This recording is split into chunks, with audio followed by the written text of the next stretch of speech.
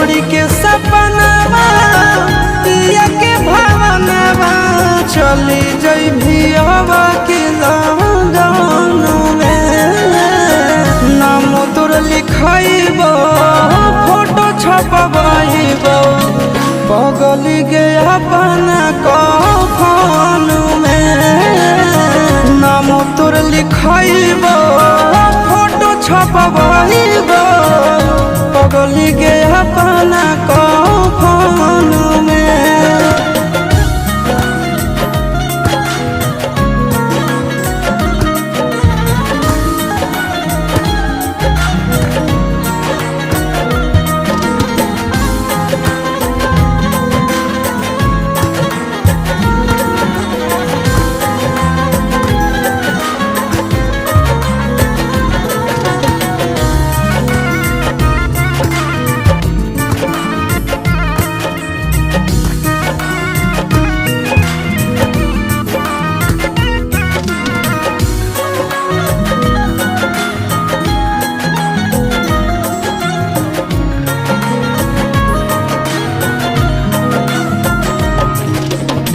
तोड़ले भी भोले हमसे नेहिया के डोर गे।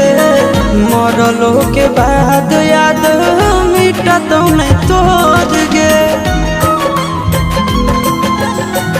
तोड़ले भी भोले हमसे नेहिया के डोर गे। मरलो के बाद याद मिटा तो नहीं तोड़ गे। जन्म जन्म जन्म तोहरे सुरतिया बसल रहत नयन में। नाम तोर लिखाइबो फोटो छपवाइबो पगली के अपना कफन में।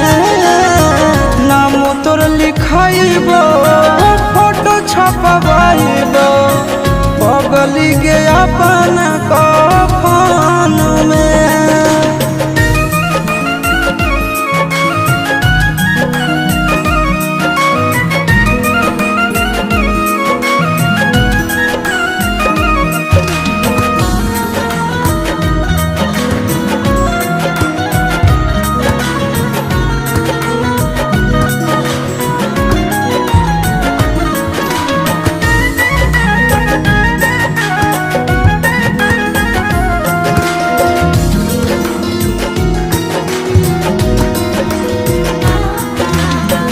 अगला जन्म के इंतजार करबो जान गे।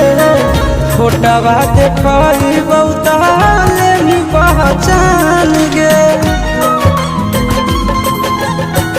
अगला जन्म के इंतजार करबो जान गे। फोटवा देखइबो ताले भी पहचान गे। अमन अलबेला आशीष नंदन के साथे बंध जइभी प्रेम बंधन में। नाम तोर लिखाइबो फोटो छपवाइबो पगली गे अपना कफन में।